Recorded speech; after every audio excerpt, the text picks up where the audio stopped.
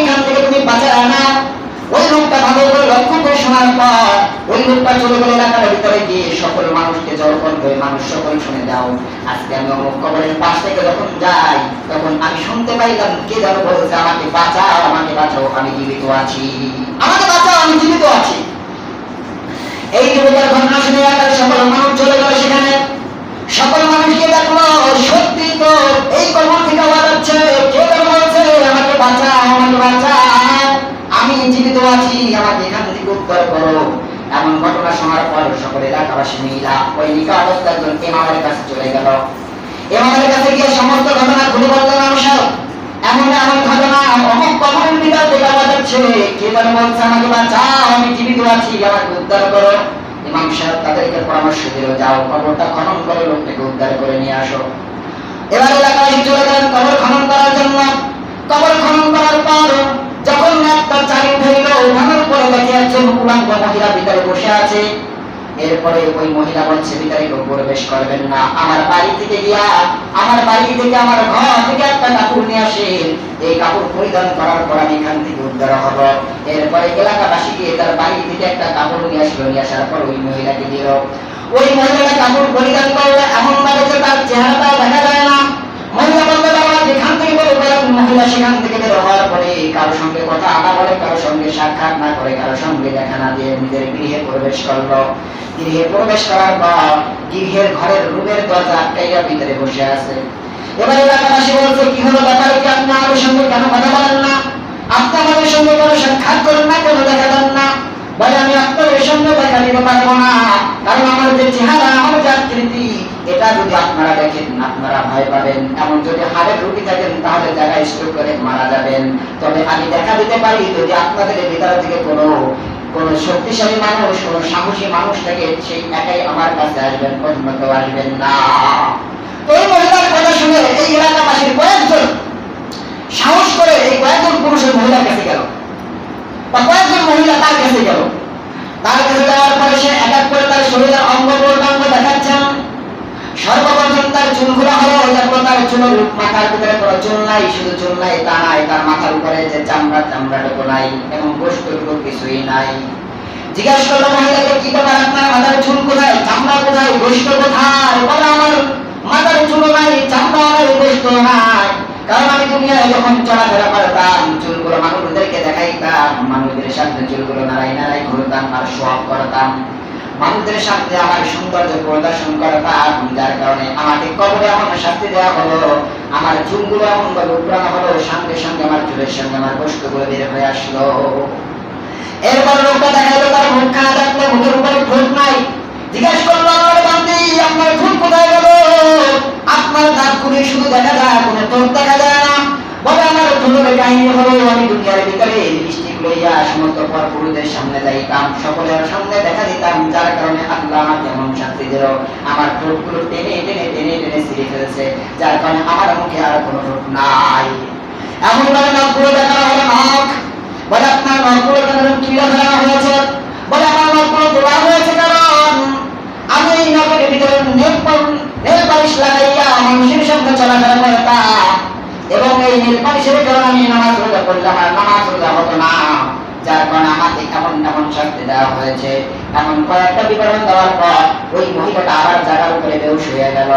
বেহুশ হয়ে যাওয়ার পর সবাই ভালো করে চেক করে লোকটা মারা গেছে। এরপর লোকটাকে আবার সুন্দর করে দাফন করে দিল।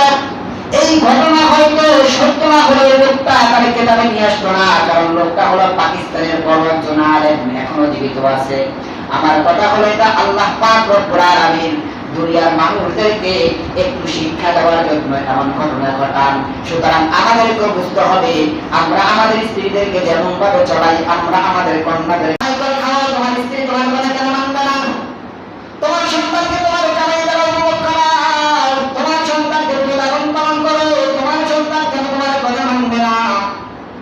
তুমি যদি চেষ্টা করো সব সম্ভব, তুমি তোমার স্ত্রীকে খাবার বন্ধ করে দাও, কামাই বন্ধ করে দাও, টাকা বন্ধ করে দাও। তুই যদি পর্দায় থাকিস তাহলে কামাই করে তোরে খাওয়াইবো, তুই যদি পর্দায় থাকো তাহলে তোরে আমি তোর জামা কাপড় দিব।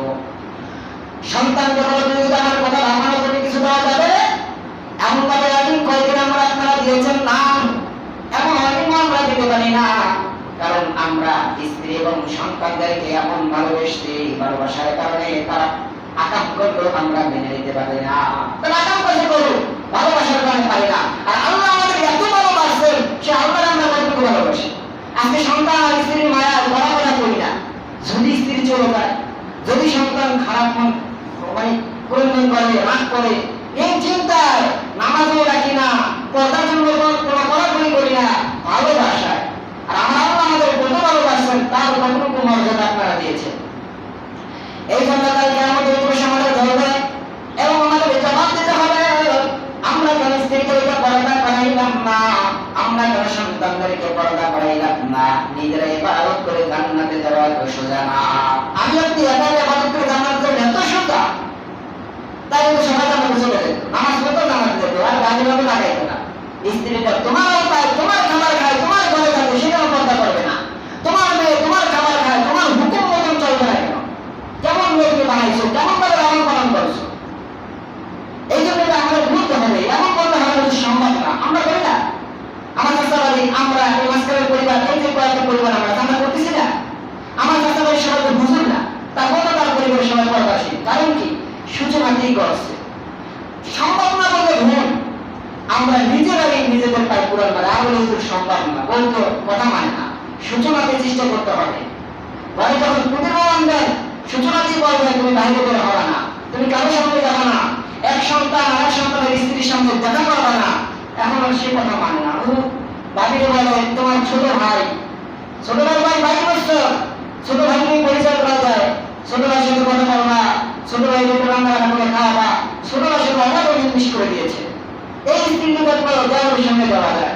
ভাইনা আসছে, ভাইনাকে যদি একটু বল না দেখায়, মামির সঙ্গে সাক্ষাৎ না করা হয়, ভাইনার সঙ্গে সাক্ষাৎ করা যায়, ভাইদের সঙ্গে সাক্ষাৎ করা যায়, অথচ কোনটাই জায়েজ নাই। নামাজ না পড়লে যেমন গুনাহ হবে, একইভাবে পর্দা না করলে একই গুনাহ হবে। এত সুদা মনে করবেন না। এবার সে পর্দার বিধান কেমন হতে পারে? আল্লাহ রব্বুল আলামিন বলেন ওয়াকারনা ফি বুয়ুতিকুন্না ওয়া লা তাবাররুজনা তাবাররুজাল জাহিলিয়াতিল উলা। আল্লাহ রব্বুল আলামিন কোরআনের ভিতরে ঘোষণা করেন, হে নারীগণ, তোমরা নিজেদেরকে গৃহের ভিতরে অবস্থান করাও, নিজেদেরকে গৃহের ভিতরে আবদ্ধ রাখো, জাহিলি যুদ্ধের নারীদের নাই নিজেদেরকে প্রদর্শন করাইও না। তোমরা জাহিলি যুদ্ধের মতো নিজেদেরকে প্রদর্শন করাইও না। ভাইনা ভাইদের সঙ্গে দেখা দিও না, আত্মীয়-স্বজনদের সঙ্গে দেখা দিও না, যাদের সঙ্গে দেখা দেওয়া হারাম। এই কাজ করা যাবে না।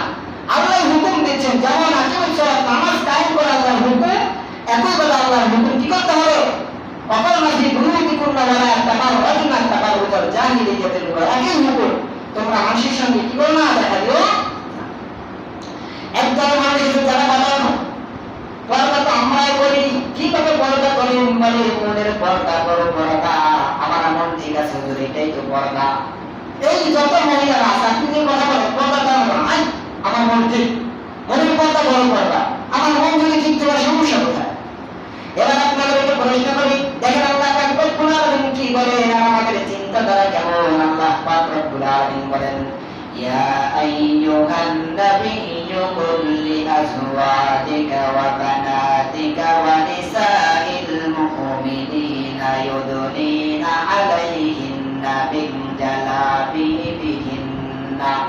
আল্লাহ পাক রব্বুল আলামিন নবীকে বলেন, হে নবী, আপনি আপনার স্ত্রীদেরকে, আপনার কন্যাদেরকে এবং মুমিন নারীদেরকে বলবেন, তারা যেন তাদের চাদরের কিয়াত অংশ নিজেদের উপরে টেনে নেয়, নিজেদের উপরে টেনে দেয়। এখানে এই আয়াতের ভিতরে বলা হয়েছে, এখানে হাদিসের ভিতরে আছে, চাদরটা ছিল পা থেকে মাথা পর্যন্ত লম্বা। এই মাথার সামনে যে চাদর থাকে, চাদরটা টেনে দেওয়ার হুকুম করা হয়েছে। আল্লাহ বলতেছেন নবীকে, হে নবী, আপনি আপনার স্ত্রীদেরকে, আপনার কন্যাদেরকে বলেন, তারা যেন তাদের চাদরের কিয়াত অংশ নিজেদের উপরে টেনে দেয়। কি করে? এগুলা টেনে দেয়। আচ্ছা, এবার আপনাদেরকে প্রশ্ন করি, যেই সকল নারীরা বলে বা যেই সকল পুরুষরা বলে মনের পর্দা বড় পর্দা, তাদেরকে প্রশ্ন করি, নবীদের স্ত্রীদের মন ভালো ছিল না খারাপ ছিল? বলেন, বলা যাবে না। ভালো ছিল না খারাপ ছিল? ভালো ছিল। নবীদের স্ত্রী কন্যাদের মন কেমন ছিল? সেই তুলনায় 100 কোটি ভাগের 1 ভাগও মন আমাদের ভালো নাই। ওই মুসলমান আমাদের মন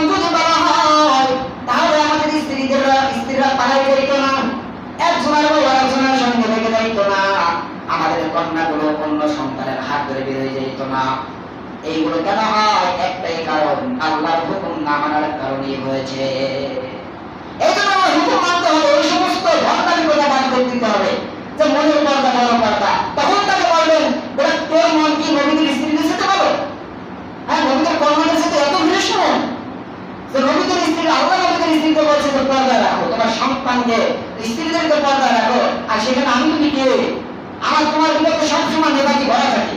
কোন সময় বাহিরে একটু নজর দিয়ে আপনার পুষ্টি দেখা যায়, কোন সময় একদিন আমি রাস্তার পর হাইটে আসতেছি, তো আমি দেড় বাজেছি, হঠাৎ করে হাইটে আসতেছি, ওর থেকে এই পর্যন্ত দেড় বাজছে, এখন ভিতরে বসে বলতেছে, হঠাৎ করে বলতেছে যে ভাই দাঁড়িয়ে আছো? বলে না। এরপরে বলে আচ্ছা, এখন মহিলা ভিতরে বলতেছে আপনি কে? এইভাবে আমি দেখতেছি যে কথা বাড়াইছে, আমি ওদের দিয়ে আমি চলে আসছে। তখন চিন্তা করলাম, দেখেন এক কথা বললে হয়তো ভাই বাড়ি নাই, বলে কাটে দিলে হতো। এখন বের করছে আপনি কে? বলে আপনি কে? এইগুলো আমার বাড়াইছে, বলে কি করে বাড়াইতে পারে? আমি অমুক, তুমি কে? এই সে মোটামুটি সে আমার ভালো লাগতেছে, অথচ তার বয়স না হইলেও তার বলে আমার বিয়ে দেওয়ার মতো হয়ে গেছে। এই আমাদের আশপাশে গ্রামের ভিতরে। আমি চিন্তা করলাম, এত বিশেষ মন, একটু সুযোগ চায়, ফোন পাইছে চিন্তা করে দেখি একটু দুটো কথা বেশি করা যায় কিনা। আর আমরা বলি মনের পর্দা বড় পর্দা। মনের পর্দা বড় পর্দা হলে বিবাহ করার সময় কেন ডাইনি বাড়ি বিয়ে পাওয়া যায় না? কেন মানুষ শুধু মেয়ের জন্য বিভিন্ন এলাকায় দৌড়ায়? আর বলে আমার একটা সন্তান মেয়ে খোঁজ করে দেয়, আমার কাছে ডাইনে বাইনে মেয়ের অভাব নাই। এক স্বামী স্ত্রী কলার ব্যবসা করতো, একজন স্বামী আর স্ত্রী দুজন মিলে কলার ব্যবসা করতো। স্বামী স্ত্রী স্বামীকে গোছাই দিত, কলা নিয়ে বাজারে ঠেকা যাইতো। তো স্বামী বাজারে নিয়ে কলা বেচতেছে, আর দেখতেছে মানুষ কলাগুলো নেয়, সেলাই সেলাই খায়। স্বামী বসে বসে গবেষণা করতো, আমি কলা দিচ্ছি, এই কলা টাকা দিয়ে কিনছে, 2 টাকা দিয়ে একটা কলা নিচ্ছে, 1 টাকা দিয়ে কলা নিচ্ছে, নিয়া সেলাইয়া সেলাইয়া কলাগুলো খাচ্ছে। আচ্ছা, আমি যদি কলাগুলো সেলাই দিই তাহলে তো টাকা 1 টাকা বেশি পাবো নাকি? কষ্ট কমাই দিলাম না? আমি তো কষ্টটা কমাই যদি দিই তাহলে হয়তো ব্যবসা আরো ভালো। এবার বাড়িতে এসে বিবিকে বলে, বিবি আমার আজকে কলা বিক্রি করতে গিয়ে দেখলাম মানুষ কলাগুলো নিয়ে কষ্ট করে সেলাইয়া সেলাইয়া কলাগুলো খাচ্ছে। বিবি, একটা পরামর্শ তোমার কাছে চাই, বলো না, এই যে কলাগুলো ওরা সেলাই খাচ্ছে, এই সেলাইটা যদি আমরা বাড়িতে বসে সেলাইয়া নিই তাহলে কলার দাম বাড়বে না কমবে? বিবি বলে, বাহ, খুব সুন্দর কথা, কাজ করো, আমরা সারা রাত বসে কলাগুলো সেলাই, সকালবেলা বাজারে নেব, দেখবা কলার দাম 1 টাকা থেকে আরো বেশি হয়ে গেছে, কারণ কষ্টটা কমাই দিছি। এই কথা স্বামী স্ত্রী মহিলা সারা রাত বসে কলাগুলো সেলাইছে, সকালবেলা কলাগুলো নিয়ে চলে গেছে বাজারে, অন্যদিন কলাগুলো নেওয়ার জন্য চারিদিক থেকে ভিড় করে। আজকে আর মানুষ আশেপাশে আসে না, মানুষ পাশ থেকে যায় থুতু ফেলায়। এবার লোকটার জন্য ডাকছে, ভাই এদিকে আসো, কি হলো ব্যাপার? আজকে কলাগুলো সুন্দর সাদা সাদা কলা দেখা যাচ্ছে, তোমরা নিচ্ছ না কেন? কালকে কলা নেওয়ার জন্য আমি দিতে পারতেছিলাম না, নিতেই এসো, কাইরা নিয়ে যাও, এখন তারা যখন সিনাই দিয়ে যাওয়ার চেষ্টা করো। আজকে আমি এত সুন্দরভাবে ধুইয়া ভিজা মোটামুটি সেলাই করে নিয়ে আসলাম, কলা কেন নিচ্ছ না? বলে, ভাই কালকে কলাগুলো ছিল ফ্রেশ কলা, এই কলার ভিতরে কোনো মাছি পড়ে নাই, কলাগুলো ছিল ফ্রেশ কলা, মাছি না পড়ার কারণে কলাগুলোর ভিতরে কোনো বিষাক্ত ছিল না, যার কারণে কলাগুলো আমরা ক্রয় করেছি। আজকে যে আপনি কলাগুলো নিয়ে আসছেন, সেলাই নিয়ে আসছেন, এই কলাগুলোর উপরে মাছি পড়েছে, এই কলাগুলোর উপরে মাছি পড়ার কারণে কলাগুলো বিষাক্ত হয়ে গেছে, এই জন্য এই কলাগুলো আমরা কিনতে রাজি নাই, আমরা কিনবো না। আপনি যদি বলেন এই কলা নেবা আর 10 টাকা করে দেবা, তারপর এই কলাগুলো আমরা খাইতে রাজি নাই। ওই মুসলমান বান্দা আল্লাহর ঘোড়া মামলাটা ঘরে সন্তানদেরকে বেপরদায় ছাইরা দিছি, দেখা যায় এই বিপদটা মাইয়াকে 3 লক্ষ 4 লক্ষ টাকা দিয়ে বিবাহ দেওয়ার জন্য পাত্র খুঁজে পাই না, কারণ আমার মেয়েদেরকে সেলাই ফেলেছি। আজকে যদি মেয়েটাকে ঘরে পর্দায় রেখে দিতা, এই মেয়েটাকে মানুষ টাকা দিয়ে গ্রহণ করত। এখন বাইরে উন্মুক্ত ছেড়ে দেওয়ার কারণে এখন টাকা দিয়েও সন্তান পাওয়া যায় না, ছেলে পাওয়া যায় না। ওই একটাই কারণ, আমরা সর্বনাশ করে ফেলছি। আমরা চিন্তা করছি বাইরের ছেলেটা আধুনিক সময়, আধুনিক যুগ, ছেলে দিলে মনে হয় ভালো হবে। এখন আমার কাছে কমসে কম 4-5 টা লোক বলেছে মাইয়া আছে, ভালো মাইয়া মাইয়া কিন্তু ঘরে ঘরে আছে, মাই ঘরে ঘরে নাই, প্রত্যেকটা ঘরে মেয়ে আছে, তারপরে মেয়ে পায় না। কারণ কি? সব মেয়ে সেরা হয়ে গেছে, সবগুলোর উপরে মাছি পড়েছে, এখন টাকা দিয়েও মেয়েকে বিক্রি করতে পারে না। এই যে আমরা সমাজে আমাদের দাম কমাইছি একমাত্র পর্দা না থাকার কারণে। এই পর্দা এত বড় গুরুত্বপূর্ণ একটা বিষয়। আমি একটা ঘটনা বলবো পর্দা না করার জন্য, ছোট্ট একটা ঘটনা বলবো, যার জ্বলন্ত প্রমাণ, যা যিনি দেখেছেন বা শুনেছেন তিনি বর্ণনা করেছেন। পাকিস্তানের গিরগিট নামক একটা স্থান, আল্লাহ একটা ঘটনাকে তাদের ভিতরে উল্লেখ করেন। তিনি বলেন পাকিস্তানের গিরগিট নামক একটা স্থান রয়েছে, ওই স্থান থেকে একজন ব্যক্তি কবরের পাশ দিয়ে হেঁটে যাচ্ছে। হঠাৎ করে ওই যুবকটা আওয়াজ পায় কবরের ভিতর থেকে কে যেন বলছে, আমাকে বাঁচাও, আমাকে উদ্ধার করো, আমি তো জীবিত আছি, আমাকে এখান থেকে তুমি বাঁচাও না। ওই লোকটা ভালো করে লক্ষ্য করে শোনার পর ওই লোকটা চলে গেল এলাকার ভিতরে গিয়ে সকল মানুষকে জড়ো করবে, মানুষ সকল শুনে দাও, আজকে আমি অমুক কবরের পাশ থেকে যখন যাই তখন আমি শুনতে পাইলাম কে যেন বলছে, আমাকে বাঁচাও, আমাকে বাঁচাও, আমি জীবিত আছি, আমাকে বাঁচাও, আমি জীবিত আছি। এই যুবকের ঘটনা শুনে এলাকার সকল মানুষ চলে গেল সেখানে। সকল মানুষকে দেখলো সত্যি তো এই কবর থেকে আওয়াজ হচ্ছে, কে যেন বলছে, আমাকে বাঁচাও, আমাকে বাঁচাও, আমি জীবিত আছি, আমাকে এখান থেকে উদ্ধার করো। এমন ঘটনা শোনার পর সকল এলাকাবাসী মিলা ওই নিকা অবস্থার একজন ইমামের কাছে চলে গেল। ইমামের কাছে গিয়ে সমস্ত ঘটনা খুলে বললেন, মানুষের এমন এমন ঘটনা, অমুক কবরের ভিতর থেকে আওয়াজ হচ্ছে, কে যেন বলছে, আমাকে বাঁচাও, আমি জীবিত আছি, আমাকে উদ্ধার করো। ইমাম সাহেব তাদেরকে পরামর্শ দিল, যাও কবরটা খনন করে লোকটাকে উদ্ধার করে নিয়ে আসো। এবার এলাকাবাসী চলে গেলেন কবর খনন করার জন্য। কবর খনন করার পর যখন একটা চারি উঠাইল, উঠানোর পরে দেখে একজন উলঙ্গ মহিলা ভিতরে বসে আছে। এরপরে ওই মহিলা বলছে, ভিতরে কেউ প্রবেশ করবেন না, আমার বাড়ি থেকে গিয়া, আমার বাড়ি থেকে, আমার ঘর থেকে একটা কাপড় নিয়ে আসেন, এই কাপড় পরিধান করার পর আমি এখান থেকে উদ্ধার হব। এরপরে এলাকাবাসী গিয়ে তার বাড়ি থেকে একটা কাপড় নিয়ে আসলো, নিয়ে আসার পর ওই মহিলাকে দিল। ওই মহিলাটা কাপড় পরিধান করলে এমন ভাবে যে তার চেহারাটাও দেখা যায় না। মহিলা বলতে পারলো যেখান থেকে বের করেন, মহিলা সেখান থেকে বের হওয়ার পরে কারোর সঙ্গে কথা না বলে, কারোর সঙ্গে সাক্ষাৎ না করে, কারোর সঙ্গে দেখা না দিয়ে নিজের গৃহে প্রবেশ করলো। গৃহে প্রবেশ করার পর গৃহের ঘরের রুমের দরজা আটকাইয়া ভিতরে বসে আছে। এবার এলাকাবাসী বলছে, কি হলো, ব্যাপারে কি আপনি আমাদের সঙ্গে কেন কথা বলেন না, আপনি আমাদের সঙ্গে কোনো সাক্ষাৎ করেন না, কেন দেখা দেন না? বলে, আমি আপনাদের সঙ্গে দেখা দিতে পারবো না, কারণ আমার যে চেহারা, আমার যে আকৃতি, এটা যদি আপনারা দেখেন আপনারা ভয় পাবেন, এমন যদি হাড়ের রোগী থাকেন তাহলে জায়গায় স্ট্রোক করে মারা যাবেন। তবে আমি দেখা দিতে পারি যদি আপনাদের ভিতর থেকে কোনো শক্তিশালী মানুষ, কোনো সাহসী মানুষ থাকে, সেই একাই আমার কাছে আসবেন, অন্য কেউ আসবেন না। এই মহিলার কথা শুনে এই এলাকাবাসীর কয়েকজন সাহস করে এই কয়েকজন পুরুষের মহিলার কাছে গেল, বা কয়েকজন মহিলা তার কাছে গেল। তার কাছে যাওয়ার পরে সে এক এক করে তার শরীরের অঙ্গ প্রত্যঙ্গ দেখাচ্ছেন। সর্বপ্রথম তার চুলগুলো হলো, তারপর তার চুলের মাথার ভিতরে কোনো চুল নাই, শুধু চুল নাই তা নাই, তার মাথার উপরে যে চামড়াটুকু নাই এবং গোশতটুকু কিছুই নাই। জিজ্ঞাসা করলো মহিলাকে, কি ব্যাপার, আপনার মাথার চুল কোথায়, চামড়া কোথায়, গোশত কোথায়? বলে, আমার মাথার চুল নাই, চামড়া নাই, গোশত নাই, কারণ আমি দুনিয়ায় যখন চলাফেরা করতাম চুলগুলো মানুষদেরকে দেখাইতাম, মানুষদের সামনে চুলগুলো নাড়াই নাড়াই ঘুরতাম আর শোয়াব করতাম, মানুষদের সামনে আমার সৌন্দর্য প্রদর্শন করতাম, যার কারণে আমাকে কবরে এমন শাস্তি দেওয়া হলো, আমার চুলগুলো এমন ভাবে উপড়ানো হলো, সঙ্গে সঙ্গে আমার চুলের সঙ্গে আমার গোশতগুলো বের হয়ে আসলো। এরপর লোকটা দেখাইলো তার মুখখানা দেখলো, মুখের উপরে ঠোঁট নাই। জিজ্ঞাসা করলো, আমার বান্দি, আপনার ঠোঁট কোথায় গেল? আপনার দাঁতগুলি শুধু দেখা যায়, কোনো ঠোঁট দেখা যায় না। বলে, আমার ঠোঁটের কাহিনী হলো, আমি দুনিয়ার ভিতরে লিপস্টিক লইয়া সমস্ত পরপুরুষদের সামনে যাইতাম, সকলের সামনে দেখা দিতাম, যার কারণে আল্লাহ আমাকে এমন শাস্তি দিল, আমার ঠোঁটগুলো টেনে টেনে টেনে টেনে ছিঁড়ে ফেলেছে, যার কারণে আমার মুখে আর কোনো ঠোঁট নাই। এমন ভাবে নখগুলো দেখা হলো, নখ। বলে, আপনার নখগুলো কেন কিলা ফেলা হয়েছে? বলে, আমার নখগুলো তোলা হয়েছে কারণ আমি এই নখের ভিতরে নেল পালিশ লাগাইয়া মানুষের সঙ্গে চলাফেরা করতাম, এবং এই নেল পালিশের কারণে আমি নামাজ রোজা করলাম, আর নামাজ রোজা হতো না, যার কারণে আমাকে এমন এমন শাস্তি দেওয়া হয়েছে। এমন কয়েকটা বিবরণ দেওয়ার পর ওই মহিলাটা আবার জায়গার উপরে বেহুশ হয়ে গেল।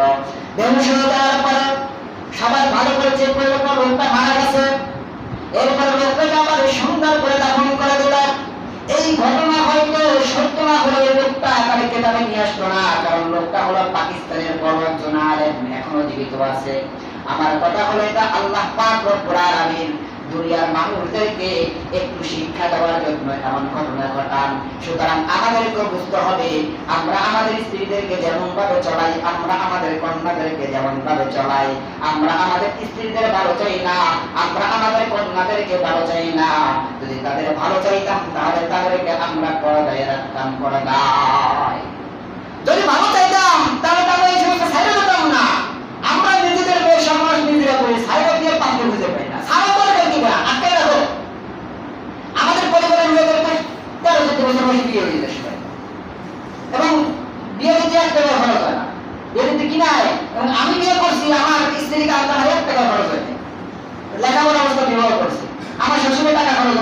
ভালো পর্দাশীল ছিল।